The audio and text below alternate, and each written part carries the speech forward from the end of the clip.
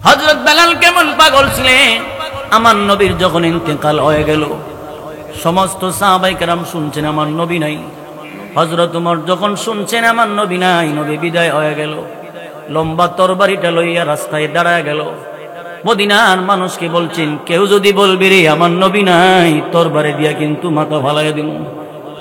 একজন সাহাবী বেলালের কানে কানে গিয়ে বললেন, উমরের কানে গিয়ে বললেন, উমর পাগলামি করিস না, আসলেই আমার নবী বিদায় হয়ে গেছে, আমার নবীর ইন্তিকাল হয়ে গেল। আমার নবীর যখন রওজা শরীফে রাখা হলে, এরপর থেকে হযরত বেলালের মাথা গরম পাগলের মতো হয়ে গেছে। মসজিদে আর আজান দিতে যায় না। কি আজান দিব রে? আমি আজান দিলে আমার আজান কে শুনবে? হযরত বেলাল মদিনার অলি গলিতে ঘুরে, যারে লাগাল ভাই তারে জিজ্ঞাসা করে আমার নবীরে দেখছনি? পাগল কারে বলেন, প্রেমিক কারে বলেন? হযরত বেলাল রাদিয়াল্লাহু আনহু তো এমন সাহাবী ছিলেন, আমার নবী যে রাস্তা দিয়ে হাঁটতেন, বেলাল নবীর আগে আগে গিয়া রাস্তার ময়লাগুলো সরাইয়া দিতেন। হযরত বেলাল যখন দেখছেন মদিনাতে নবী নাই, নবীর বিরহ যন্ত্রণা সহ্য করতে পারে না, বেলাল আর মসজিদে নববীতে আজান দিতে যায় না। কাপড় চোপড় লইয়া, গাট্টি বুসকা লইয়া রওনা হয়ে গেল, সুদূর দামেস্কে চলে গেল। প্রায় 6টা মাস পর্যন্ত এখানে ছিলেন, ঘুম নাই, তন্দ্রা নাই, খাওন নাই। হঠাৎ করে একদিন তন্দ্রাচ্ছন্ন যখন হয়ে গেল, ঘুমের ঘরে স্বপ্নে দেখে, আরে আমার মদিনার নবী বেলালের সামনে হাজির। বেলালের সামনে আমার নবী স্বপ্নে দেখা দিয়া বলতে লাগলো, বেলাল আজ থেকে প্রায় 6টা মাস হয়ে গেল আমি রাসূল রওজাতে শুইলাম, এর ভিতরে তুমি আজান দিলা না, কি হয়ে গেল? তুমি কি আমাকে ভুইলা গেল নাকি? কত মানুষ মদিনায় যায়, তুমি কেন যাও না? কি হয়ে গেল?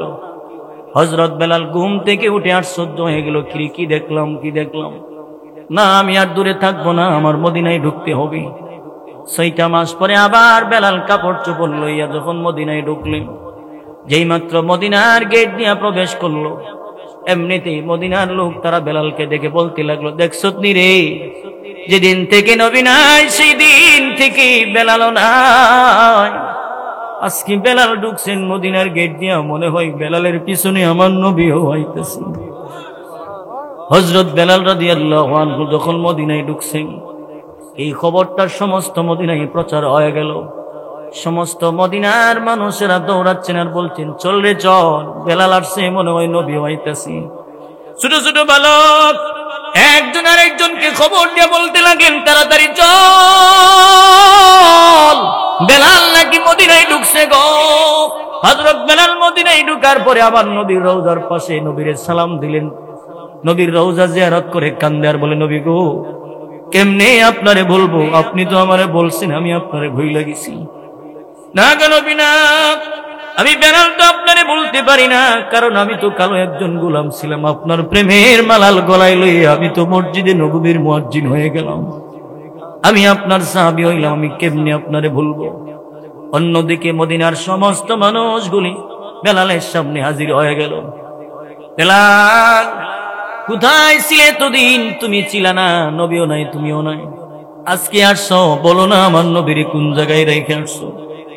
হযরত বেলাল কান্দে, এই কথা বলবা না, নবীর বিরহ ব্যথা লইয়াই তো বিদায় হয়ে গেলাম। সাহাবীরা বললেন, বেলাল এই রমে তুমি আর লুকায় রাখো না, বলো না আমার নবী কোথায়? অনেক মানুষ বলছেন নবী কোথায়, কেউ কেউ বলছেন পাগলামি করো না, বেলাল তো আর নবীর আনতে পারবে না, নবী তো এমন দেশে গেছেন যেই দেশে গেলে আর কোনোদিন কেউ ফিরে আসে না। এবার সবাই বলল, বেলাল নবী নাই, আজানও শুনি না, তুমি আজান দাও না। আজকে সবাই যেহেতু একত্রিত হইলাম, একটু আজান দাও, মদিনার মানুষকে একটু ঠান্ডা বানায় দাও। হযরত বেলাল ডাকটা বলতে লাগলেন, এটা আমার দ্বারা সম্ভব হবে না, কারণ আমি যদি আজান দিতে যাই, আমার আজান শোনার মতো কেউ নাই। আমি আজান দিব যদি আমি নামাজে মিম্বারে আমার নবীরে না পাই, আমি তো নিজে সহ্য করতে পারবো না। আমি মুয়াজ্জিন খতিব যদি না পাই, আমার ভালো লাগবে না, আমি পারবো না। রাজি হইল না, বেলাল রাজি না। শেষ পর্যন্ত হাসান আর হুসাইন রাদিয়াল্লাহু আনহুমা দুইজন ভাই চলে আসছেন, আয়েশা বলছেন, নানার সাহাবী, ও নানার মুয়াজ্জিন, দেন একটু আজান দেন, মদিনার মানুষকে ঠান্ডা বানায় দেন। পারবো না, আমার দ্বারা সম্ভব হবে না। যেই মাত্র বললেন পারবো না, হাসান আর হুসাইন রাদিয়াল্লাহু আনহুমা দুই ভাই বেলালের হাতে এমনি জাপটা মেরা ধরছেন, দেন একটু আজান দেন, না হয় কিন্তু মদিনার মানুষ মানবে না। হযরত বেলাল দুইটা ভাইয়ের হাতের দিকে তাকাইয়া বলতে লাগলো, আরে এই দুইটা ভাইয়ের হাত আমি কেমনে ফিরায় দে? এই দুইটা হাত দিয়া না আমার নবীরে না না না না কইয়া কতবার জড়াইয়া ধরলো। এই হাতে না আমার নবী কতবার চুমা খাইছে। এই হাতটা আমি ফিরাইয়া দিতে পারবো না, যে হাত নবী কোনোদিন ফিরায় না। হযরত বেলাল রাদিয়াল্লাহু তাআলা আনহু এই হাতগুলো সরাইয়া আজান দেওয়া শুরু করলেন। যেই মাত্র আজান দিচ্ছেন, আশহাদু আন্না মুহাম্মাদার রাসূলুল্লাহ যখন বলা শুরু করছেন, সাথে সাথে হযরত বেলাল অজ্ঞান হইয়া জমিনে পড়ে যায়। যেই মাত্র আব্দুল্লাহ রাজি হয়ে যান, এমনিতেই মক্কাতে এলান হয়ে গেল, আব্দুল মুত্তালিব ছেলে কুরবানি দিয়া মান্নত পুরা করবে। আমার নবীর আব্বা আব্দুল্লাহ রে নিয়া যখন মাঠে হাজির হয়ে গেল কুরবানি দিবেন, সমস্ত মানুষগুলো ডানে বামে এইভাবে তাকায়া দেখতেছেন, কেমনে রে বাবা হইয়া সন্তানকে কুরবানি দিবে? এটা কেমন মান্নত করলো, বাবা হইয়া ছেলেরে কুরবানি দিবে? যেই মাত্র হাজির করছেন, এমন সময় একটা মেয়ে, একটা মহিলা, বিশাল বড় একটা মহিলাদের মিছিল লয়া আগে আগে মহিলাটা দূরের থেকে খাজা আব্দুল মুত্তালিবকে ডাক দিয়া বলতে লাগলো, মুত্তালিব সাবধান, আব্দুল্লাহরে কুরবানি দেওয়া যাবে না। আল্লাহু আকবার জোরে বলেন। আব্দুল্লাহরে কুরবানি দেওয়া যাবে না, আব্দুল্লাহর গলায় ছুরি চালাইতে দেওয়া হবে না। যেই মাত্র মহিলাটা আওয়াজ দিলেন, এমনিতেই অন্যান্য মানুষেরা ডাক দিয়া বলো, মুত্তালিব প্রয়োজনে আব্দুল্লাহরে সারা মক্কার সমস্ত মানুষকে কুরবানি দিয়ে দাও, কিন্তু আব্দুল্লাহর গলায় ছুরি দেওয়া যাবে না। আব্দুল্লাহ হলো আমাদের মক্কার ধন। আব্দুল্লাহর চেহারাটা যেদিন আমরা দর্শন করে ব্যবসাতে যাইতাম রে, ওই দিনের তুলনায় অন্য দিনের তুলনায় ওই দিন ব্যবসাতে অধিক পরিমাণে মুনাফা পাইতাম। সুবহানাল্লাহ। আব্দুল্লাহর গলায় ছুরি দেওয়া যাবে না। এইবার তো যখন সবাই মিলে বললেন কুরবানি দেওয়া যাবে না, এমনিতে আব্দুল মুত্তালিব পেরেশানি হয়ে গেল, কিরে কি করতাম? এখন জ্যোতিষীর লোকে পরামর্শ করলো, কি করি বল? লটারি টান দেন, লটারি। এক সাইডে আব্দুল্লাহর নাম, অন্য সাইডে উটের নাম দেওয়া হোক। লটারি টান দিলেন। এইভাবে লটারি টানতেছেন, প্রথম 10 বার আব্দুল্লাহর নাম, দ্বিতীয় 10 বার আব্দুল্লাহর নাম চলে আসছেন। এইভাবে আসতে আসতে প্রায় 99 বার আব্দুল্লাহর নাম আসছেন। 100 বাকি আর কত? যেই মাত্র 99 বার আব্দুল্লাহর নাম চলে আসছেন, এমনিতে মক্কার মানুষেরা ডাক দিয়ে বলতে লাগলো, মুত্তালিব 100 বার কেন, 1000 বারও যদি আব্দুল্লাহর নাম আসে গো, আব্দুল্লাহর গলায় ছুরি চালাইতে দেওয়া হবে না। প্রয়োজনে তোমার অন্য ছেলেদের কি কুরবানি দাও, আমাদের কোনো দুঃখ নাই। আল্লাহর কুদরত, যেই মাত্র 100 বারের মাথায় টান দিলেন, আব্দুল্লাহর পরিবর্তে আল্লাহ উটের নাম উঠাই দিছেন। মান্নত পুরা হয়ে গেল, উট কুরবানি দিলেন। এখানে একটা প্রশ্ন হইল, বলছিলাম আমার নবীর দামে, যে নবীর আব্বা দামি, কেমন দামে একটু শুনেন। অসুবিধা হইতেছে না তো ভাইরা আমার? আমার আপনার নবীর আব্বারে কুরবানি দেওয়ার জন্য বাধা দিলেন। পুরুষেরা দিল যেমন তেমন, মেয়েটা কেন বাধা দিল? এই মেয়েটার নাম ছিল মরিয়ম, বাবার নাম ছিল নওফল। ওই মেয়েটা আমার নবীর আব্বারে বড় ভালোবাসতেন, মহব্বত করতেন। নবীর আব্বার যখন বিয়ের বয়স হয়ে গেল, আব্দুল মুত্তালিব ছেলের জন্য পুত্রবধূ খুঁজেন। আমার নবীর আব্বা যখন মক্কার অলিতে গলিতে বাহির হন, এলাকার ধনাঢ্য মহিলারা, ধনাঢ্য বাবার মেয়েরা আব্দুল্লাহরে প্রস্তাব দেন, আব্দুল্লাহ শুনেছি আব্দুল মুত্তালিব নাকি তোমার জন্য পুত্রবধূ খুঁজতেছেন, তুমি যাও তোমার আব্বারে বলবা, যা লাগে সব দিব, প্রয়োজনে আমার যেন তোমার বউ বানায় নেন। অন্যান্য মেয়েদের মতো নওফলের মেয়ে মরিয়ম, তিনিও আব্দুল্লাহরে বলতেন, আব্দুল্লাহ রে, আমার আব্বার যত ধন সম্পদ আছে প্রয়োজনে সব আমি তোমারে দিব, এরপরেও বইল তোমার দিয়ে যেন আমার এই বউ বানায় নেই। কিন্তু নবীর আব্বা রাজি হইল না। আমরা দেশের মানুষ হলে কইল আও জায়গা আব্বার কোন লাগতো না, কি কম ভাইরা আমার। খাজা আব্দুল মুত্তালিবের একজন বন্ধু ছিল, যার বাড়ি ছিল মদিনায়। বন্ধুর নাম ছিল ওয়াহাব। খাজা আব্দুল মুত্তালিব যখন বন্ধুর বাড়িতে বেড়াইতে গেল, এমনি দেখতেছেন বন্ধুর ঘরে সুন্দরী একটা কন্যা দেখা যায়। ডাক দিলেন, বন্ধু কে রে? কন্যাটা কার কন্যা? বলে এটা আমার কন্যা। বলে নাম কি? বলে আমার মেয়েটার নাম হইল আমেনা। খাজা আব্দুল মুত্তালিব বলেন, বন্ধু তোমার মেয়েটার নাম হইল আমেনা, আমার একটা ছেলে আছে যার নাম রাখছি আব্দুল্লাহ। আমার আব্দুল্লাহর সাথে তোর মেয়েটারে সুন্দর মানাবেন, চল আমরা বন্ধু থেকে আত্মীয় হয়ে যাই। বন্ধু থেকে তারা দুইজন আত্মীয় হয়ে গেল। কিন্তু যখন মদিনায় আব্দুল্লাহ চলে আসছেন, অন্যদিকে মরিয়ম প্রতিদিন আব্দুল মুত্তালিবের বাড়ির পাশে ঘোরাফেরা করে না জানে আব্দুল্লাহ কোন জায়গায় চলে গেল। আব্দুল্লাহ সন্ধান করেন। কিছুদিন পরে যখন আব্দুল্লাহ আবার দেশে গেল, যেই মাত্র আব্দুল্লাহ দেশে গেছেন, এমনি আবার মরিয়মের বাড়ির পাশ দিয়া যখন হাঁটাহাঁটি করলেন, দূরের থেকে মরিয়ম আমার নবীর আব্বা আব্দুল্লাহরে ডেকে ডাক দিলেন, আব্দুল্লাহ আসো, তুমি আমার কাছে আসো। অনেকদিন হলো তুমি আব্দুল্লাহরে দেখি না। তোমার বাড়ির চতুর্পাশে আমি পাগলের মতো তোমারে খুঁজতে যাই, তোমার সন্ধান আমি কোন জায়গায় পাইলাম না।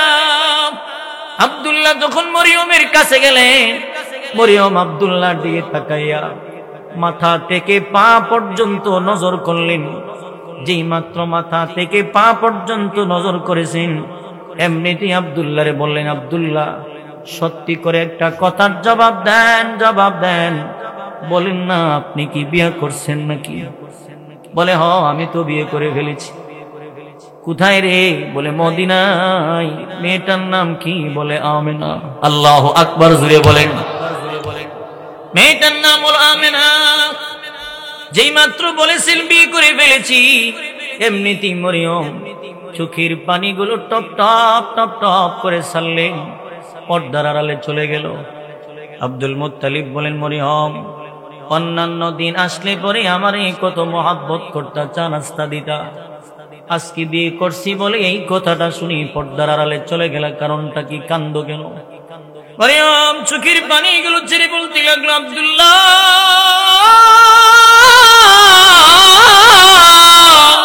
আমার ভালোবাসার মূল্য তুমি বুঝলে না, আমার ভালোবাসার মূল্যটা দিলে না। তুমি কি মনে করছিলে তুমি আব্দুল্লাহর জন্য পাগল? আমি মূলত তোমার জন্য পাগল ছিলাম না। তোমারে ভালোবাসার পিছনে আমার একটা কারণ ছিল, কারণটা তোমারে বুঝাইতে পারলাম না। তুমি কি মনে করছো আমি তোমার জন্য পাগল ছিলাম? এমনি এমনি পাগল ছিলাম না। আব্দুল্লাহ রে, আমার আব্বা তাওরাতের একজন আলেম ছিল। আমার আব্বা তাওরাত পড়েন, আমিও মাঝে মধ্যে তাওরাত রিসার্চ করতাম। একদিন যখন আমি তাওরাত পড়তেছিলাম, পড়তে পড়তে এক পর্যায়ে দেখতে পাইলাম এই তাওরাতে একটা লেখা আছে, এক জায়গায় লেখা আছে শেষ জমানায় একজন নবী আসবেন যার নাম হবে মুহাম্মাদুর রাসূলুল্লাহ সাল্লাল্লাহু আলাইহি ওয়াসাল্লাম, যার বাবার নাম হবে আব্দুল্লাহ, দাদার নাম হবে আব্দুল মুত্তালিব। শুধু তাই নয়, ওই তাওরাতে লেখা আছেন আব্দুল্লাহর কপালে নূরে মুহাম্মদের একটা নিশানা দেখা যাবে। আব্দুল্লাহ রে, ওই তাওরাত কিতাব যেদিন থেকে আমি পড়লাম, ওই লেখাটা যেদিন থেকে আমি পড়লাম, ওই দিন থেকে আমি তোমারে অনুসরণ করতাম, ফলো করতাম। তুমি যখন আমার বাড়ির আশপাশ দিয়ে আইতা, আমি তাওরাতের বর্ণনা অনুযায়ী তোমার কপালের দিকে তাকায় থাকতাম, দেখি তোমার কপালের নূরের নিশানাটা দেখা যায়। আরে আমি যখন তোমার কপালের দিকে তাকাইলাম, এমনিতে আমি তাকায় দেখলাম তাওরাতের মতো তোমার কপালে নূরে মুহাম্মদের নিশানাটা দেখা যায়। তোমার কপালে নূরে মুহাম্মদের নিশানাটা দেখা যায়। ওই দিন থেকে আমি চেষ্টা করতাম জীবনের শেষ চেষ্টা দিয়ে হইলেও আমার জীবনের যা কিছু আছে সব দিয়ে হইলেও যদি তুমি আব্দুল্লাহর বউ হইতে পারি রে, আমি মরিয়ম হয়ে যাব পৃথিবীর সর্বশ্রেষ্ঠ মা। রে আব্দুল্লাহ, এই জন্য আমি তোমার জন্য পাগল ছিলাম। যখন শুনছিলাম তোমার আব্বা তোমারে কুরবানি দিবে, এই কারণে সংবাদটা শোনার পরে লজ্জা শরমের মাথা খাইয়া আমি আমার সহযোগী লইয়া তোমার আব্বারে বাধা দিলাম যেন তুমি আব্দুল্লাহর এই কুরবানি দিতে না পারে। এই জন্যে তোমার জন্য পাগল ছিলাম। আমি শেষ নবীর মা হওয়ার জন্য চেষ্টা করছিলাম।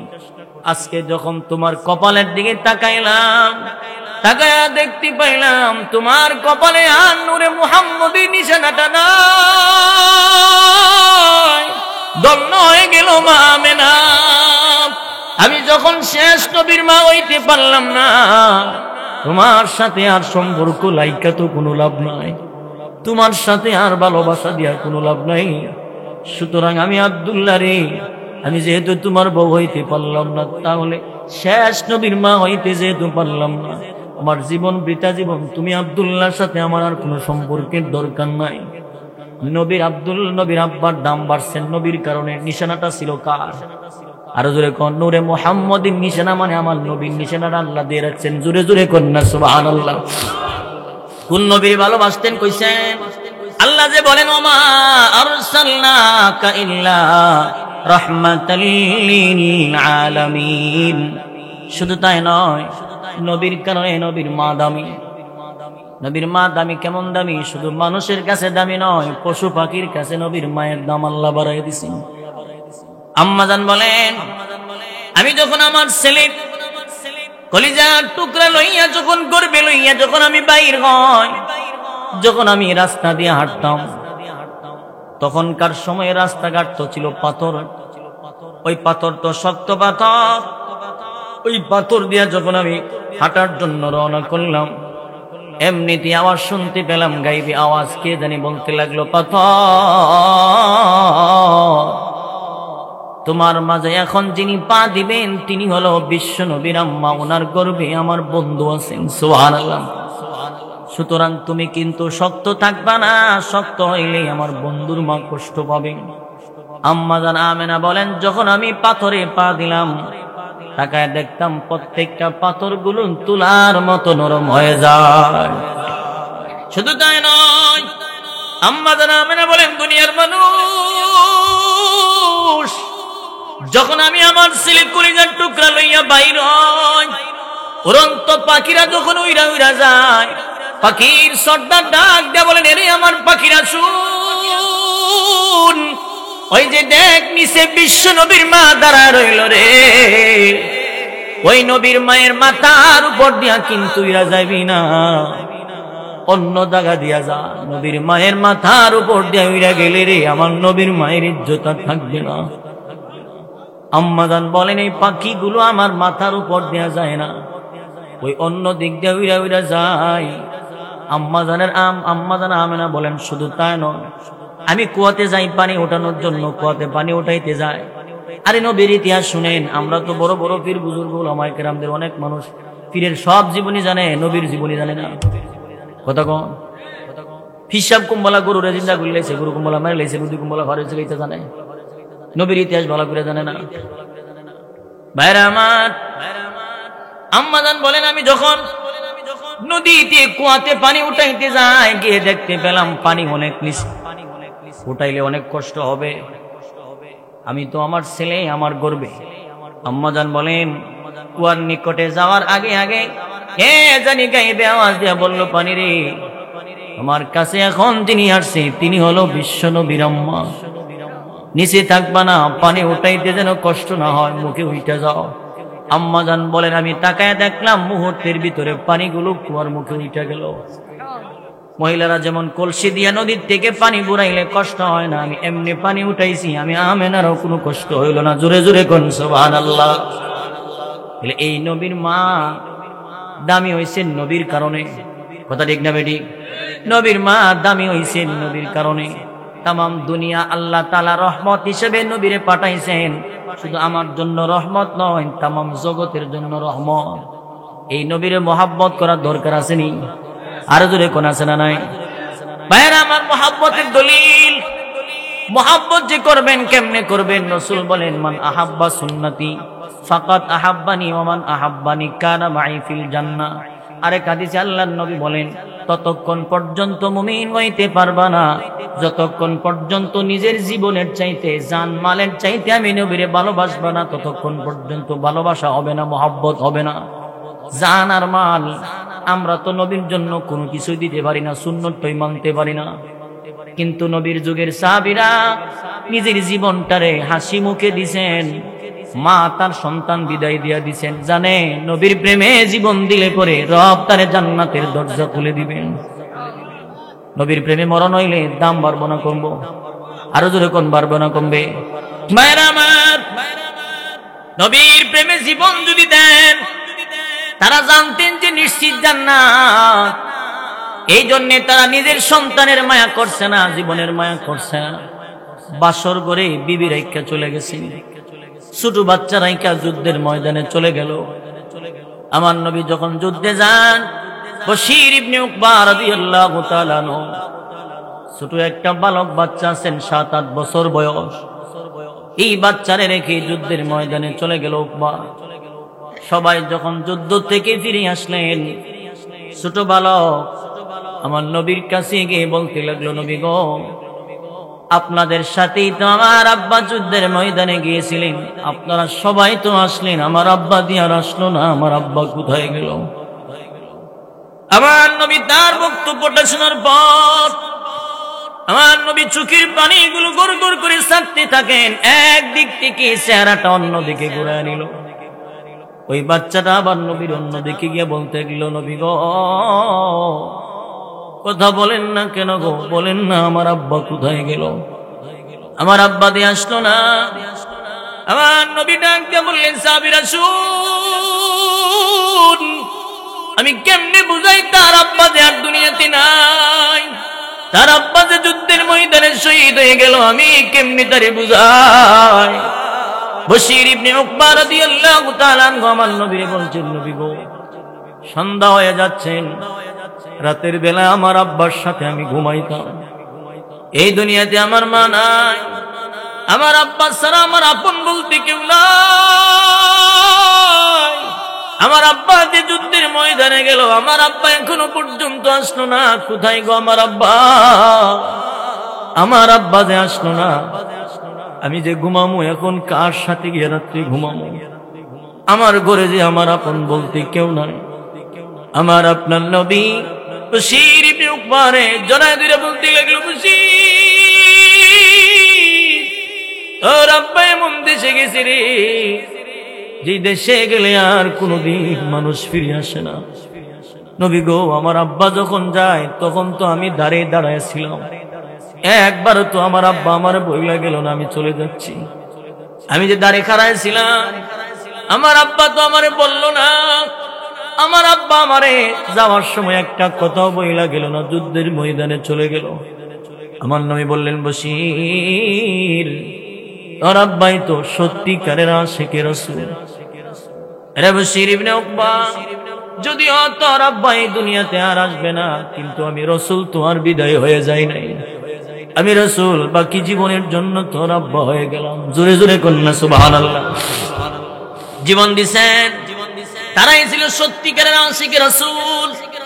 শুধু তাই নয়, মা তার সন্তানরে যুদ্ধের ময়দানে পাঠাইয়া দিছেন, ছোট ছোট বাচ্চা যুদ্ধের ময়দানে পাঠাইয়া দিছেন। হযরত বেলাল রাদিয়াল্লাহু তাআলা আনহু মসজিদে নববীর মুয়াজ্জিন ছিলেন, আমার নবীর প্রিয় মুয়াজ্জিন। নবী ছিলেন খতিব সাহেব। হযরত বেলাল মদিনার মাইক দিয়ে একদিন এলান দিল, হাইয়া আলাল জিহাদ, হাইয়া আলাল জিহাদ। যেই মাত্র হাইয়া আলাল জিহাদ বলে ডাক দিয়েছেন, এমনিতেই মদিনার মানুষ তারা বুঝতে পারল যুদ্ধ বুঝি শুরু হয়ে গেল, মনে হয় যুদ্ধ আরম্ভ হয়ে গেল। সমস্ত মানুষগুলি যান যুদ্ধের ময়দানে যাইতেছেন, যুদ্ধে যাইতেছেন। এমন সময় একজন মহিলা ঘুম থেকে উঠে গুনগুন গুনগুনায় কান্না শুরু করলো। ওই মহিলার কান্নার আওয়াজ শুনে ছোট একটা বালক বাচ্চা ছিল, বাচ্চাটাও দাঁড়ায় গেল, ডাক দিয়ে বলতে লাগলো, মা গো, অন্যান্য সময় ঘুম থেকে উঠে তো আপনি কান্দেন না, আজকে এমন ভাবে কান্না শুরু করলেন কেন, কি হয়ে গেল? মা তার সন্তানের বলতে লাগলো, বারে আমি কেন কান্দি তুমি জানো না, আমার মনের কষ্ট আমি কাউরে বুঝাইতে পারবো না। কি হয়েছে? বলে একটু আগে হযরত বেলাল রাদিয়াল্লাহু আনহু মা একদিন এলান দিছে, হাইয়া আলাল জিহাদ, যুদ্ধ নাকি আরম্ভ হয়ে গেল। এই ডাকটা শোনার পরে মদিনার যত মানুষ ছিলেন সবাই যার যার প্রকারে যার যার পথে তারা যুদ্ধের ময়দানে চলিয়া যায়। তারা মসজিদে নববীর সামনে দৌড়ায়, কত মা তার সন্তানের বিদায় দিয়ে দেয়। কিন্তু আমারও তো মনটা চায় তাদের সাথে আমার একটা ছেলের আমি পাঠিয়ে দিই। কেমনে দিব রে? এখন তো আমার বড় উপযুক্ত কোনো সন্তান নাই, আমার স্বামীও নাই, আমি কারে যুদ্ধের ময়দানে পাঠাবো? আমারও তো মনটা চায় একটা ছেলে নবীর জন্য দিয়া শহীদ হয়ে গেলে পরে কঠিন মুসিবতের দিনে আমিও শহীদের মা হইয়া দাঁড়াইতে পারবো। শহীদ হইলে দাম আছে নি? আরো জোরে কোন আছে না নাই? ভাইরা আমার, আমারও তো মনটা চায় আমি একটা ছেলে যুদ্ধের ময়দানে পাঠাই, কিন্তু আমার তো পুরা কপাল, এই মুহূর্তে আমার একটা উপযুক্ত সন্তানও নাই। যেই মাত্র এই কথাটা বললেন, এরে বালকের ভিতরে কেমন নবীর প্রেম, একটু মনোযোগ দিয়ে শুনেন। এই বালক বাচ্চাটা আমার গলায় ধরে বলল, মা গো, আমারে লইয়া চলো রাসূলের দরবারে, আমি কথা দিলাম আমার এই নবীর দরবারে নিয়ে যাও, কথা দিলাম হয়তো শহীদ না হয় তোমার এই মুজাহিদের মা না বানাই আমি বাড়িতে ফিরব না। আল্লাহু আকবার জোরে বলেন। ভাইরা আমার, ওই মহিলা তার বাচ্চাটা কুলে লইয়া মসজিদে নববীর সামনে চলে গেল। গিয়ে দেখতেছেন সাহাবায়ে কেরামরা লাইনে দাঁড়ায় রইছেন, যুদ্ধের ময়দানে কারা কারা যাবেন তাদের নামের লিস্টি চলছে। ওই মহিলাটা বাচ্চাটা কুলে লইয়া ওই লাইনে গিয়ে দাঁড়ায় গেছে। সাহাবীরা ডেকে বললেন, মা গো, কে গো, আপনি মহিলা মানুষ যুদ্ধের ময়দানের লাইনে দাঁড়াইছেন, আজকে তো কোনো মহিলা নেওয়া যাবে না, মহিলা নিবে না, কেন আপনি লাইনে দাঁড়াইছেন? ওই মহিলা বাচ্চাটারে কুলে লইয়া এমন ভাবে দৌড়ে বললেন, সাহাবীরা রে, আমি নিজে যাওয়ার জন্য আসি নাই, আমার এই ছেলেটারে দেওয়ার জন্য চলে আসছি। আমি যাওয়ার জন্য আসি নাই, আমার এই ছেলেটারে দেওয়ার জন্য চলে আসছি। সাহাবীরা বললেন, এই ছোট বালক মানুষ তো আমার নবী নিবে না, এই লোকটা তো যুদ্ধের ময়দানে কোনো তীর আর তরবারি চালাইতে পারবে না। এবার মহিলাটা আশ্চর্য হইয়া তাদের কথা শুনে বললেন, সাহাবীরা রে, মনে বড় আশা লইয়া, মনে বড় তামান্না লইয়া আসছি রে, শহীদের মা হবো, আমারে তোমরা বিদায় দিও না, আমার ছেলেটারে লইয়া যাও। সাহাবীরা নিতে চায় না, মহিলাও মানে না, আমার ছেলেটারে আমি যুদ্ধের ময়দানে দিতে চাই, আমিও শহীদের মা হইয়া দাঁড়াইতে চাই। কিন্তু সাহাবায়ে কেরাম কোনোভাবেই মানতে পারে না। এক পর্যায়ে তাদের এই কথার আওয়াজ নবীর কানে চলে গেল। এমনিতেই যখন নবী শুনলেন কি হয়ে গেল, সাহাবীরা বললেন, হুজুর, উনি আসছেন উনার এই ছোট বাচ্চারে যুদ্ধের ময়দানে পাঠাবেন। আমার নবী বললেন, মা গো,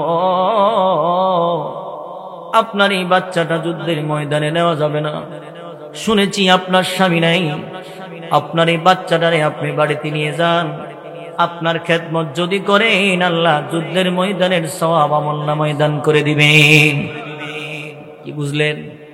মাঝে মধ্যে মা বাবার খেদমত আল্লাহর রাস্তার চাইতে আর অনেক দামি।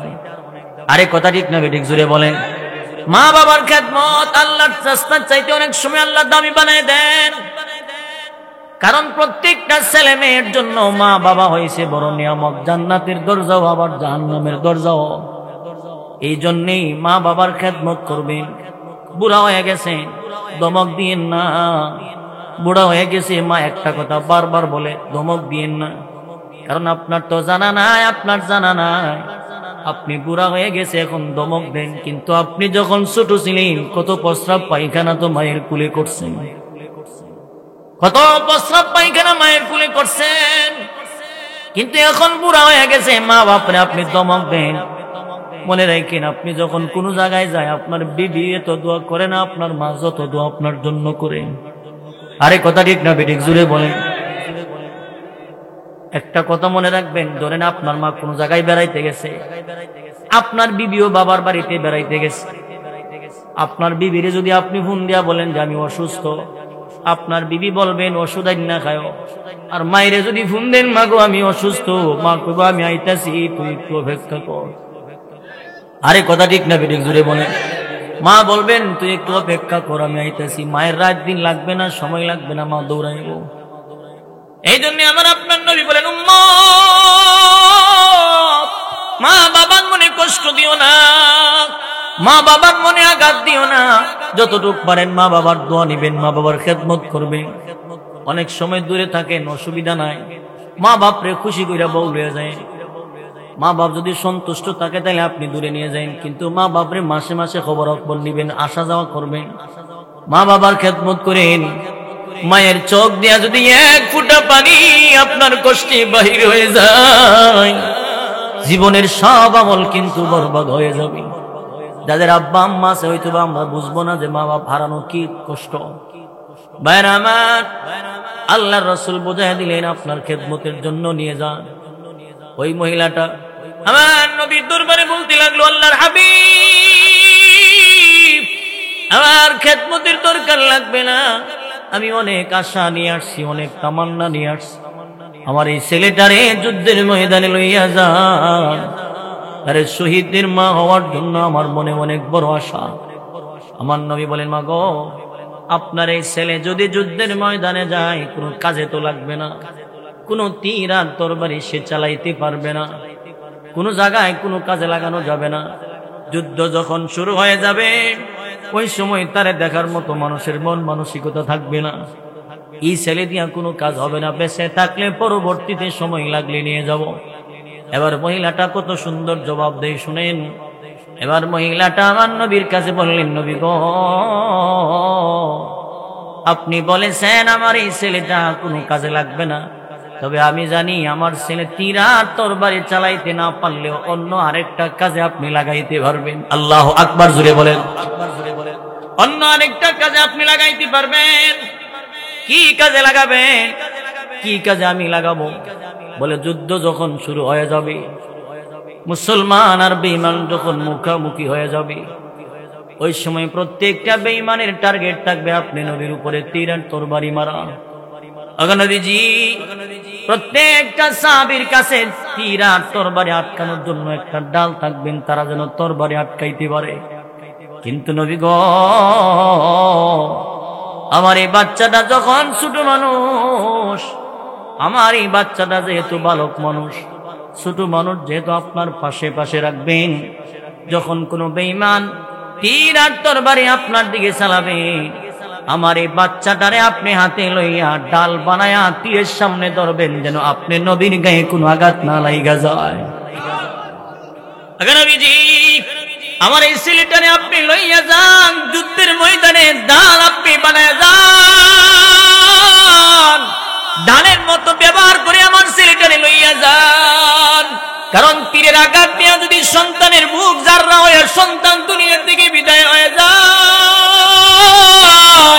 সন্তানের কষ্ট সহ্য করা সম্ভব? আপনি মায়ার নবীর গায়ে যদি একটা আঘাত লাগা যায়, আপনি মায়ার নবীর গায়ে যদি একটা আঘাত লাগে কোনোদিন সহ্য করতে পারবো না। সুবহানাল্লাহ বললেন না? এই নবীর প্রেম তাদের ভিতরে কেমন ছিল, ভালোবাসা কেমন ছিল। কিন্তু এরপরেও আমার নবী তো ইনসাফওয়ালা নবী। আমার নবী বললেন না, নেওয়া যাবে না, তারে লইয়া যাও। আমরা দেশে তো অসুবিধা নেই, সব লয়ে এলো, প্রয়োজনে টেহা দিয়া বাড়া করে এলো। কি দেখো নির্বাচনের সময় আইলে কত মিছিল মিটিং করে, ভোট তাহে 10 জনের আর মিছিল দিয়ে 100 জন। কি কম টেহা দিয়া বাড়া করে এলো। ওই যে গেল দেশের মধ্যে কত সিস্টেম, এই যে ছুটাছুটি লাফালাফি চলছেন, নেতা জনগণ লয়ে যায়। কোন জনগণ যে শুধু না বড় এদিকে খেল নাই, মরে গেলে মা বাবার বুক খালি, নেতার পকেট গরম। আরে কথা ঠিক না বেঠিক জুড়ে বলেন। আমি কাউরে দোষারোপ করে কথা বলতেছি না। আওয়ামী লীগ বলেন আর বিএনপি বলেন, কেউ কিন্তু আল্লাহর ওলি না। আওয়ামী লীগ একটা ব্যানারের নাম, বিএনপি একটা ব্যানারের নাম। যারা আওয়ামী লীগ করছে এরা একবারে নাস্তিক, আর যারা বিএনপি করছে এরা করে বাইতুল্লাহর খাদেম। বিষয়টা কিন্তু এমন না। যারা যেমন করছে নাস্তিক, এটা বিএনপি করলেও নাস্তিক, এটা আওয়ামী লীগ করলেও নাস্তিক। আরে কথা ঠিক না বেঠিক জুড়ে বলেন। নাস্তিক যেটা যে কোনো দল করলে নাস্তিক। আল্লাহর ওলিও তো আছেন আওয়ামী লীগ করে, যে আওয়ামী লীগের সমর্থন, সেই বেটা 5 ওয়াক্ত নামাজ পড়েন। এই লোক যদি আওয়ামী লীগ করে, সে যদি হালাল মধ্যে চলে নবীর তরিকা মানে, তারে খারাপ বলা যাবে না। আর যদি আওয়ামী লীগ করে, সে খারাপ কাম করলে, আওয়ামী লীগ না করলেও সে খারাপ। আরে কথা ঠিক না বেঠিক জুড়ে বলেন। ভাইরা আমার, এই জন্য দল আপনার বাংলাদেশের রাজনীতি প্রেক্ষাপট যেটা, আরে কথা ঠিক না বেঠিক জুড়ে বলেন। দল হইলো এক জিনিস, ইমান আমল হইলো আরেক জিনিস।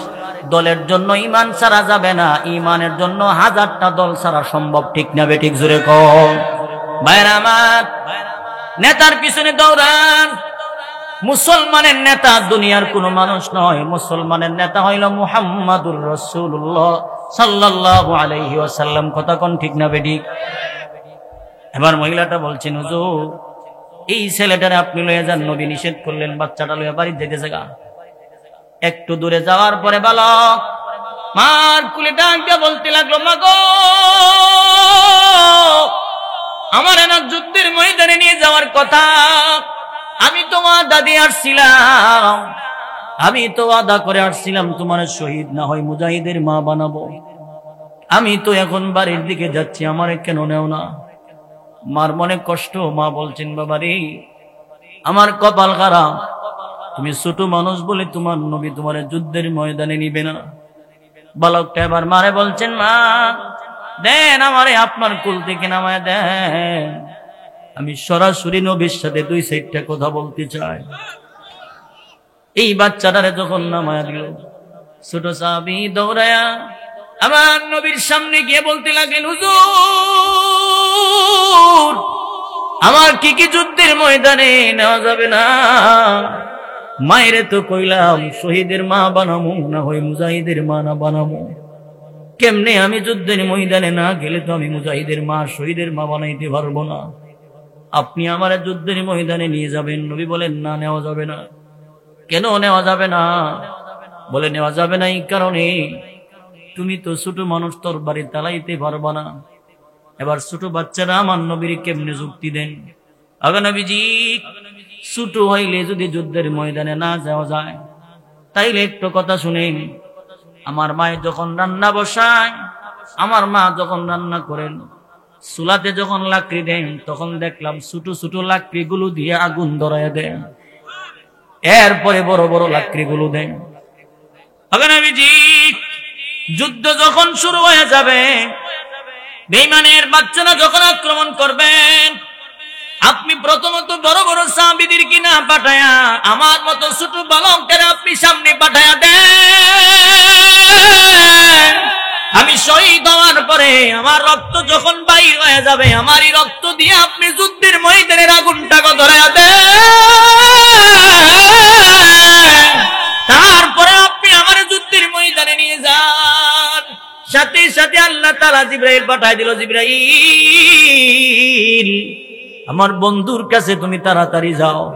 জিবরাইল আইসা বলেন, নবী গো, কার সাথে আপনি কথা কোন? সুবহানাল্লাহ জুড়ে বলেন, কার সাথে আপনি কথা বলেন? বলে, এই মুহূর্তে আল্লাহ তাআলা শহীদ যারা হবেন, জান্নাতে যারা যারা যাবেন, যাদের লিস্টি করছেন, শহীদের মর্যাদা যারা পাবেন, সর্বপ্রথম যাদের নাম লেখা হয়েছে, এর মধ্যে সর্বপ্রথম যার নামটা লেখা হয়েছে, ওই নামটাই হলো ছোট সাহাবীর নাম। আরো জোরে কন্যা সুবহানাল্লাহ। এই জন্য এই নবীর মহাব্বত আমাদের দিলে দরকার আছে না নাই? মহাব্বত করেন, নবীরে ভালোবাসেন, নবীর মহাব্বত। নবীর জন্য তো কেমন মহাব্বত করতেন, বলে যেই দেশে নবী নাই এই দেশে আমিও থাকতাম না, যেই দেশে নবী নাই এই দেশে আমিও থাকবো না। কেমন পাগল ছিলেন, নবীর জন্য এমন পাগল হইছেন, গায়ের রং ছিল কালো, কিন্তু রাসূল বলেন এমন কালো হইছেন, কালো হওয়ার পরেও আমি মেরাজে যাওয়ার সময় আসমানের রাস্তায় বেলালের পায়ের আওয়াজ শুনতে পাইছিলাম। কঠিন মুসিবতের দিনে আল্লাহর নবী যখন জান্নাতে যাবেন, আল্লাহ তাআলা বলবেন, বন্ধু আপনি তো আমার স্পেশাল নবী। সুবহানাল্লাহ কোন, আপনি তো আমার স্পেশাল নবী, আপনি জান্নাতে যাবেন, আপনি জান্নাতে যাবেন। আপনার এমনিতে হাইটটা যাওয়া দিতে হবে না, দেওয়া যাবে না। আপনাকে একটা বাহন দিব, এই বাহনটার উপরে ওইটা যাবেন, এটা বোরাক দিবেন, এটার পা থাকবেন ইয়াকুত জবরদস্ত পাথর দিয়া। সুবহানাল্লাহ জোরে কোন। এটাতে একটা লাগাম থাকবেন, লাগাম ধরে ধরে আপনি একজন সাহাবীরে ডাক দেন, আপনারে নিয়ে যাবেন। আবার নবী রেখে বলবেন, মালিক রে, এই যে সাহাবায়ে কেরাম যারা আমার সামনে দাঁড়ায় রইল গো, কারে আমি ডাক দিব? একজনরে ডাক দিলেই তো আর একজন কষ্ট পাবে, কারণ কোন সাহাবী তো আমারে ভালোবাসতে কম বাসেন নাই। আপনি একজনকে নির্বাচন করেন যিনি আজকে আমার উটের লাগাম, আমার সাওয়ারিটার লাগাম ধরে নিয়ে যাবেন। ওই কঠিন মুসিবতের দিন আর আল্লাহ তাআলা ডাক দিয়ে বলতে থাকবেন, কোথায় আমার বেলাল? হে বেলাল, তুমি সামনে আগায় যাও। ওই কঠিন মুসিবতের দিনে, ওই ফাইসালার সময় আমার নবীর যখন আল্লাহ জান্নাতে দেওয়ার জন্য হুকুম দিবেন, হযরত বেলালকে আগে আগে বলবেন, আমার বন্ধুর সওয়ারির লাগাম ধরে ধরে তুমি বেলাল জান্নাতে যাও। জোরে জোরে কোন সুবহানাল্লাহ। ভাইরা আমার, এই জন্য আমার আপনার নবীর পাগল হযরত বেলাল কেমন পাগল ছিলেন। আমার নবীর যখন ইন্তেকাল হয়ে গেল, সমস্ত সাহাবায়ে কেরাম শুনছেন আমার নবী নাই। হযরত ওমর যখন শুনছেন আমার নবী নাই, নবী বিদায় হয়ে গেল, লম্বা তরবারিটা লইয়া রাস্তায় দাঁড়ায় গেল। মদিনার মানুষকে বলছেন, কেউ যদি বলবে রে আমার নবী নাই, তরবারি দিয়া কিন্তু মাথা ফালাইয়া দিন। একজন সাহাবী বেলালের কানে কানে গিয়ে বললেন, ওমরের কানে গিয়ে বললেন, ওমর পাগলামি করিস না, আসলেই আমার নবী বিদায় হয়ে গেছে, আমার নবীর ইন্তেকাল হয়ে গেল। আমার নবীর যখন রওজা শরীফে রাখা হলে, এরপর থেকে হযরত বেলালের মাথা গরম পাগলের মতো হয়ে গেছে। মসজিদে আর আজান দিতে যায় না। কি আজান দিব রে? আমি আজান দিলে আমার আজান কে শুনবেন? হযরত বেলাল মদিনার অলি গলিতে ঘুরে, যারে লাগাল ভাই তারে জিজ্ঞাসা করে, আমার নবীরে দেখছুনি? পাগল কারে বলেন, প্রেমিক কারে বলেন? হযরত বেলাল রাদিয়াল্লাহু আনহু তো এমন সাহাবী ছিলেন, আমার নবী যে রাস্তা দিয়ে হাঁটতেন, বেলাল নবীর আগে আগে গিয়া রাস্তার ময়লাগুলো সরাইয়া দিতেন। হযরত বেলাল যখন দেখছেন মদিনাতে নবী নাই, নবীর বিরহ যন্ত্রণা সহ্য করতে পারে না, বেলাল আর মসজিদে নববীতে আজান দিতে যায় না। কাপড় চোপড় লইয়া, গাট্টি বুসকা লইয়া রওনা হয়ে গেল, সুদূর দামেস্কে চলে গেল। প্রায় 6টা মাস পর্যন্ত এখানে ছিলেন, ঘুম নাই, তন্দ্রা নাই, খাওন নাই। হঠাৎ করে একদিন তন্দ্রাচ্ছন্ন যখন হয়ে গেল, ঘুমের ঘরে স্বপ্নে দেখে, আরে আমার মদিনার নবী বেলালের সামনে হাজির। বেলালের সামনে আমার নবী স্বপ্নে দেখা দিয়া বলতে লাগলো, বেলাল, আজ থেকে প্রায় 6টা মাস হয়ে গেল আমি রাসূল রওজাতে শুইলাম, এর ভিতরে তুমি আজান দিলা না, কি হয়ে গেল? তুমি কি আমাকে ভুইলা গেল নাকি? কত মানুষ মদিনায় যায়, তুমি কেন যাও না? কি হয়ে গেল? হযরত বেলাল ঘুম থেকে উঠে আশ্চর্য হয়ে গেল, কি দেখলাম, কি দেখলাম? না, আমি আর দূরে থাকবো না, আমার মদিনায় ঢুকতে হবে। 6টা মাস পরে আবার বেলাল কাপড় চোপড় লইয়া যখন মদিনায় ঢুকলেন, যেই মাত্র মদিনার গেট দিয়া প্রবেশ করলো, এমনিতেই মদিনার লোক তারা বেলালকে দেখে বলতে লাগলো, দেখছত নি রে, যেদিন থেকে নবী নাই সেই দিন থেকে বেলালও নাই। আজকে বেলাল ঢুকছেন মদিনার গেট দিয়া, মনে হয় বেলালের পিছনে আমার নবীও হইতেছে। হযরত বেলাল রাদিয়াল্লাহু আনহু যখন মদিনায় ঢুকছেন, এই খবরটা সমস্ত মদিনায় প্রচার হয়ে গেল। সমস্ত মদিনার মানুষেরা দৌড়াচ্ছেন আর বলছেন, চল রে চল, বেলাল আসছে, মনে হয় নবী হইতেছে। ছোট ছোট বালক একজন আর একজনকে খবর দিয়ে বলতে লাগেন, তাড়াতাড়ি চল, বেলাল নাকি মদিনায় ঢুকছে গো। হযরত বেলাল মদিনায় ঢুকার পরে আবার নবীর রওজার পাশে নবীর সালাম দিলেন, নবীর রওজা জিয়ারত করে কান্দে আর বলে, নবী গো, কেমনে আপনারে বলবো, আপনি তো আমারে বলছেন, আমি আপনারে ভুইলা গেছি। না কেন বিনা, আমি বেলাল তো আপনারে বলতে পারি না, কারণ আমি তো কালো একজন গোলাম ছিলাম, আপনার প্রেমের মালাল গলায় লইয়া আমি তো মসজিদে নববীর মুয়াজ্জিন হয়ে গেলাম। আমি আপনার সাহাবী হইলাম, আমি কেমনে আপনারে ভুলবো? অন্যদিকে মদিনার সমস্ত মানুষগুলি বেলালের সামনে হাজির হয়ে গেল। বেলাল, কোথায় ছিলে এতদিন? তুমি ছিলে না, নবীও নাই তুমিও নাই, আজকে আসছো, বলো না আমার নবীর কোন জায়গায় রেখে আসছো? হযরত বেলাল কান্দে, এই কথা বলবা না, নবীর বিরহ ব্যথা লইয়াই তো বিদায় হয়ে গেলাম। সাহাবীরা বললেন, বেলাল এইভাবে তুমি আর লুকায় রাখো না, বলো না আমার নবী কোথায়? অনেক মানুষ বলছেন নবী কোথায়, কেউ কেউ বলছেন পাগলামি করো না, বেলাল তো আর নবীর আনতে পারবে না।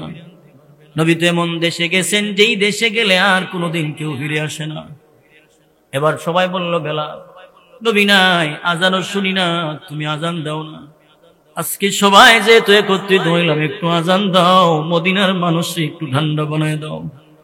হযরত বেলাল ডাক দিয়ে বলতে লাগলেন, এটা আমার দ্বারা সম্ভব হবে না, কারণ আমি যদি আজান দিতে যাই আমার আজান শোনার মতো কেউ নাই। আমি আজান দিব যদি আমি নামাজে মিম্বারে আমার নবীর না পাই, আমি তো নিজে সহ্য করতে পারবো না। আমি মুয়াজ্জিন খতিব যদি না পাই আমার ভালো লাগবে না, আমি পারবো না। রাজি হইল না বেলাল, রাজি না। শেষ পর্যন্ত হাসান আর হুসাইন রাদিয়াল্লাহু আনহুমা দুইজন ভাই চলে আসছেন, আইসা বলছেন, নানার সাহাবী, ও নানার মুয়াজ্জিন, দেন একটু আজান দেন, মদিনার মানুষকে ঠান্ডা বানিয়ে দেন। পারবো না, আমার দ্বারা সম্ভব হবে না। যেই মাত্র বললেন পারবো না, হাসান আর হুসাইন রাদিয়াল্লাহু আনহুমা দুই ভাই বেলালের হাতে এমনি জাপটা মেরা ধরছেন, দেন একটু আজান দেন, না হয় কিন্তু মদিনার মানুষ মানবে না। হযরত বেলাল দুইটা ভাইয়ের হাতের দিকে তাকাইয়া বলতে লাগলো, আরে এই দুইটা ভাইয়ের হাত আমি কেমনে ফিরায় দেই? এই দুইটা হাত দিয়া না আমার নবীরে নানা নানা কইয়া কতবার জড়াইয়া ধরলো, এই হাতে না আমার নবী কতবার চুমা খাইছে, এই হাতটা আমি ফিরাইয়া দিতে পারবো না, যে হাত নবী কোনোদিন ফিরায় না। হযরত বেলাল রাদিয়াল্লাহু তাআলা আনহু এই হাতগুলো সরাইয়া আজান দেওয়া শুরু করলেন। যেই মাত্র আজান দিচ্ছেন, আশহাদু আন্না মুহাম্মাদার রাসূলুল্লাহ যখন বলা শুরু করছেন, সাথে সাথে হযরত বেলাল অজ্ঞান হইয়া জমিনে পড়ে যায়, আর বলতে পারে না। একটু পরে যখন বেলালের জ্ঞান ফিরে আসছে, হযরত বেলালকে ডেকে বলতে লাগলো, বেলাল কেন এমন কাজটা করলে, কি হয়ে গেল তোমার? হযরত বেলাল বলেন, অন্য সময় যখন আমি আজান দিতাম, এই শব্দটা বলার সাথে সাথে যখন আমি চোখটা ঘুরাইতাম দেখতাম আমার মায়ার নবী আমার সামনে দাঁড়ানো। এরে আজকে যখন আমি আজান দিলাম, এই শব্দটা বললাম, আমি চোখটা ঘুরাইয়া দেখতে পাইলাম আমার নবী আমার সামনে না। আমার নবীর কষ্ট আর আমি সহ্য করতে পারলাম না। এই যে নবীর প্রেম আর মহব্বত, আমার প্রেমের আমার ভিতরে এমন ভাবে ছিল আমি সহ্য করতে পারি না, আমি কি হয়ে গেলাম নিজেও বলতে পারি না। এই জন্যে নবীর প্রেম তারা এমন করছেন, এমন ভাবে গ্রহণ করছেন। রাসূল বলেন, বেলালে আমি জান্নাতে যাওয়ার সময় আমার সওয়ারিটার লাগাম ধরে ধরে হযরত বেলাল আমার সাথে জান্নাতে যাবেন, জোরে জোরে কোন সুবহানাল্লাহ। কিন্তু সাহাবীরা তো নবী পাইছেন সরাসরি, আমরা তো নবী পাই নাই। আল্লাহর রাসূল বলেন, কেউ যদি আমারে না পাও, আমার এই ফিতনা ফাসাদের জামানায় কেউ যদি আমার একটা সুন্নাত জিন্দা করো, একটা সুন্নাত যদি কেউ জিন্দা করো, এমন আমার সাহাবীরা যুদ্ধের ময়দানে গিয়া যেমন শহীদ হইছেন, জীবন দিয়েছেন, এমন 100 শহীদের সওয়াব তোমার আমলনামায় আল্লাহ দান করবেন, জোরে জোরে কোন সুবহানাল্লাহ। এই জন্য নবীর মুহাব্বত কেমন করে আল্লাহ রাসূল বলেন, মান আহাব্বা সুন্নতি ফাকাদ আহাব্বানি ওয়া মান আহাব্বানি কানা মাই ফিল জান্নাহ আও কামা ক্বালা আলাইহিস সালাতু ওয়াস সালাম। রাসূল বলেন, কেউ যদি আমার একটা সুন্নত মানে সে যেন আমারে মানলো, আর যে আমারে মানলো সে আমার সাথে জান্নাতে থাকবেন, সুবহানাল্লাহ। তাহলে নবীর সাথে আমরা জান্নাতে থাকতে চাই তো ইনশাআল্লাহ। আল্লাহ আমাদেরকে কবুল করুন, বলেন আমিন। নবীর সাথে জান্নাতে থাকতে গেলে নবীর সুন্নতের বিকল্প কোনো রাস্তা নাই। কথা ঠিক না ঠিক বলেন? আল্লাহ পাক আমাদের সকলকে মরণ পর্যন্ত নবীর সুন্নতের পাবন্দি করে যাওয়ার তৌফিক দান করুন, আমিন। শেষে দুইটা কথা বলে বিদায় নিচ্ছি, আমার সময় শেষ। সামনে আসতেছে রমজান। সামনে কি আসতেছে? রমজান আসতেছে। এই রমজানের রোজাগুলি বিশেষ করে যুবক ভাইরা যারা আছে, মুরব্বীরা তো রোজা ভাঙে না এটা জানি, এরপরেও কিছু মুরব্বী আছে রমজান এলে এবার গ্যাস্ট্রিক বেড়ে যায়। ঠিক আছে, রমজান এলে এবার গ্যাস্ট্রিক বেড়ে যায়। গরু তো রান্ধে না, কিছু কিছু মহিলা আছে খুব শক্ত, গরু রান্ধে না, রোজা রাখতে না, রান্তাবো না, হ্যাঁ গেছে শাস্ত্র খাইতো, বাপে গিয়ে খাইতে বলছে, ফুতে গিয়ে বাপু বলিছে, কি তার অবস্থা। রোজাটা যারা কঠিন মুমূর্ষু রোগী যারা, এদের জন্য সার আছে।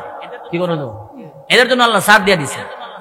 অসুস্থ মানুষ যারা, আর বালা বিলা বেটা সারা দুনিয়া ঘুরতে খাইতে এবার গ্যাস্ট্রিক বেড়ে যায়, যারা গ্যাস্ট্রিক বেড়ে যায় মনে করেন, ডাক্তার যদি বলে যে তোমার রোজা রাখলে তোমার কঠিন রোগ হইতে পারে, মরণ উৎপন্ন হইতে পারে, বা বড় ধরনের কোনো সমস্যা হইতে পারে, তাইলে আপনি রোজা ছাড়তে পারেন। এও এরকম শর্ত সাপেক্ষে কঠিন অবস্থা যদি হয়ে যায়, এছাড়া কোনো সারার কোনো বাও নাই। মুরব্বী যারা আছেন রোজা ভাঙ্গে না জানেন, কিন্তু যুবক ভাইরা যারা আছে, বর্তমান সমাজের অধিকাংশ যুবক রোজা রাখে না। যারা রাখে তো আলহামদুলিল্লাহ। কেউ বন্ধু বান্ধবের সাথে তাল মিলে রোজাগুলো আপনারা ভাঙ্গেন, রোজাগুলো আপনারা ছাইরেন না। কারণ একটা সময় এমন আইব, ইচ্ছা থাকবো রোজা রাখতেন, কিন্তু পারতেন না, বয়স হয়ে যাবো, রোগে ধরে লইব। যৌবনকালে ইবাদতের সময়টা কাজে লাগান। আর বিশেষ করে আরেকটা কথা বলে যায়, মহল্লাতে, প্রত্যেকটা মহল্লাতে তো গরিব মানুষ আছে, ইফতারির সময় এলে এর ঘরে কিছু ভালো খাবার ইফতারের ব্যবস্থা করে দিন। আপনি তো 2-4-5 জাতের খাবার লয়ে বসেন, আপনার বাড়ির পাশে এতিম বাচ্চা আছে, বিধবা মহিলা আছে, ইফতারের সময় একটু পানি খায়া, একটু শুটকি ভর্তা দিয়া, তরকারি দিয়ে ভাত খায় না। এই বেডির তো মনে চায় যে একটু ভালো পেঁয়াজ টিয়াজু খাইতো। কি কন? আরে ভাই, মনে চাই কি চায় না বলে? এদের করে আপনারা একটু ইফতারের ব্যবস্থা করে দিয়ে, ঈদের সময় আইলে এতিম বাচ্চারা একটা জামা দিয়া দিন, বিধবা মহিলার একটা শাড়ি দিয়ে, 2-4-5 জন বন্ধু বান্ধব মিল্লা আপনি তো দামি দামি শার্ট কিনবেন, প্যান্ট কিনবেন, কাপড় কিনবেন, আপনার আব্বা আম্মার জন্য কিনবেন। এতিম বাচ্চারা তো মন চাইব তার একটা ভালো জামার লাগে, বিধবা মহিলার তো মন চাইবে ঈদের দিন একটা ভালো একটা শাড়ি পরার লাগে। কি বলেন, মন চাইতো না? এদের জন্য ঈদের দিন খাবার পাঠায়েন। আপনি যে ইফতার করাইলেন, একজন ইফতারের ব্যবস্থা করে দিলেন, কোনো কিছু পারলেন না, একটা খেজুর দিলেন তাও পারলেন না, 1 গ্লাস পানি দিলেন, 1 গ্লাস পানি দিয়ে যে আপনি তার ইফতার করাইলেন, আপনার রোজা রাখছেন, আপনার সব হইলো কিনা আপনার জানা নেই, কবুল হয়েছে কিনা জানা নেই, কিন্তু এক লোক যদি ইফতারি করাইছেন, এটার পরিপূর্ণ সব আল্লাহ আপনার অবদান দেব। এই জন্য আমাদের জীবনটা মানব সেবাই কাজে লাগানো দরকার, জীবনটারে মানব সেবাই কাজে লাগাই যান। এই জন্য মহল্লার ভাইজান, যুবক ভাইরা যারা আছেন, আপনাদের এলাকার আলেম ওলামাদের সাথে পরামর্শ করিয়া আপনারা যারা পারেন এই সহযোগিতাটা করবেন, এই সহযোগিতাটা করবেন। আল্লাহ আপনাদেরকে জানে মালে বরকত দিব ইনশাআল্লাহ। পরিশেষে আপনাদের এই মাহফিল কমিটি